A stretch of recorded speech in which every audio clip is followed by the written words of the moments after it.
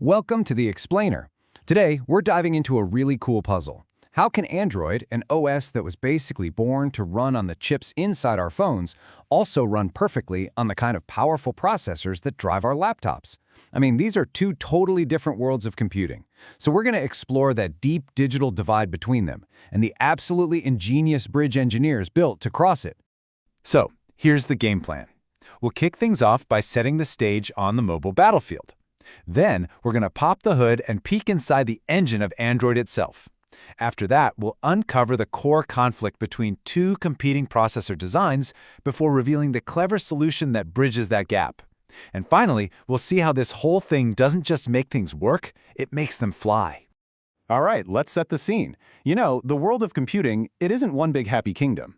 Nope, it's more like a map of these powerful competing empires, and each one has its own ruler. So, in one corner, you have the undisputed king of mobile, ARM. I mean, look at that number. Over 30 billion chips shipped. ARM's design is the very heartbeat of practically every single smartphone and tablet on the planet. And their specialty? It's all about squeezing the most performance out of the least amount of power. And in the other corner, you've got the titan of the desktop, Intel. Their x86 architecture has been the powerhouse behind PCs and servers for decades. And it's built for one thing: raw, unfiltered processing muscle. So you've got two giants, each one a master of its own domain. What in the world happens when their worlds are forced to collide? Well, to really get that collision, we need to pop the hood on Android. Because you see, it's not just a single piece of software. A better way to think about it is like a really sophisticated, multi-layered cake of technology. The key thing to understand right here is that Android is built in layers. Way up at the top, you've got the apps we use every day. And at the very, very bottom is the core system that's talking directly to the physical hardware of your device. Let's look at a simpler view of this. Okay, let's break this down real quick. At the top, you've got the applications, the stuff you actually see and touch. Right below that is the application framework, which gives apps common tools like notifications. Then you get to the real engine room, the libraries and Android runtime that do all the heavy lifting. And holding it all up, at the very bottom, is the Linux kernel, the true heart of the OS that speaks directly to the chips. Okay, so now we can see where the real problem starts to brew. You have this layered Android architecture on one side, and these two competing processor worlds, ARM and Intel's x86, on the other. This is where the friction really begins. Now, you're probably asking a perfectly good question right about now.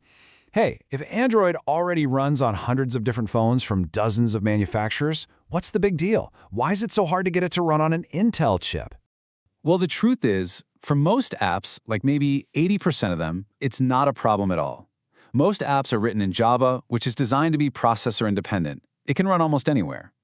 The real issue, the tricky part, is with that other 20%, the high-performance apps like intense games or video editors that use something called native code. And here it is, the absolute core of the problem. Native code is written to speak the exact language of one specific processor. For years, Android developers wrote their native code to speak ARM's language. So trying to run that on an Intel x86 chip, well, the slide says it all. It's like trying to use a key cut for one specific lock on a totally different one. It just won't work. But this is where we get to the moment of genius. Faced with this massive native code wall, engineers at Intel and Google didn't try to tear it down. No, instead, they built something incredible, a universal translator that goes right through it. And that translator is a technology called binary translation. It is a brilliant piece of software that works in real time. So as an app is running, it actually intercepts the instructions meant for an ARM chip and translates them, on the fly, into a language the x86 chip can understand and execute. It's like having a UN interpreter for computer code. And this diagram shows us exactly where that magic happens. Now, don't worry about all of the technical labels here. Just focus on that box in the middle labeled Houdini. That's the translator. See how it sits right in the Android stack, just above the hardware? It grabs the ARM code from the app before it has a chance to fail, converts it, and then passes the correct x86 instructions down to the Intel processor. You know, the absolute beauty of this system is how invisible it is.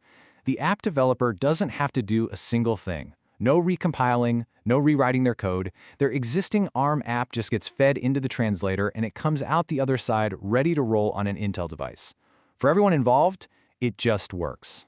But look, getting an app to simply run is only half the battle, right? The real goal is to make it run incredibly well. And this is where the story shifts from just compatibility to the world of true performance optimization. I mean, it's one thing to translate a language. It's another thing entirely to make that language sing. Intel didn't just want ARM apps to be compatible. They wanted to give developers the tools to squeeze every last drop of performance out of their powerful x86 hardware. The source material we're working from really captures this idea perfectly with this quote. It's a method that offers the benefit of standing on the shoulders of giants. So what does that mean? Well, it means why should developers build everything from scratch when they can use these powerful tools that have already been perfected by the hardware experts themselves? They do this by giving developers access to these high-performance libraries. Think of these like supercharged toolkits, full of pre-written, highly optimized code for all the heavy-duty tasks. We're talking about things like complex photo filters, processing video, or rendering 3D graphics, all of it already fine-tuned to run at max speed on Intel chips. And this completely changes the game. For developers, instead of spending months building these complex functions themselves, they can just plug in these pre-built, optimized libraries. It saves a ton of time, it uses less power, and most importantly, it delivers a faster, smoother experience for you, the end user. And this kind of forward thinking really matters when we look at the future. Experts are predicting over 15 billion new devices will come online in just the next few years. We're talking about a massive explosion of connected hardware in our cars, our TVs, on our wrists, everywhere. Which brings us to one last big question.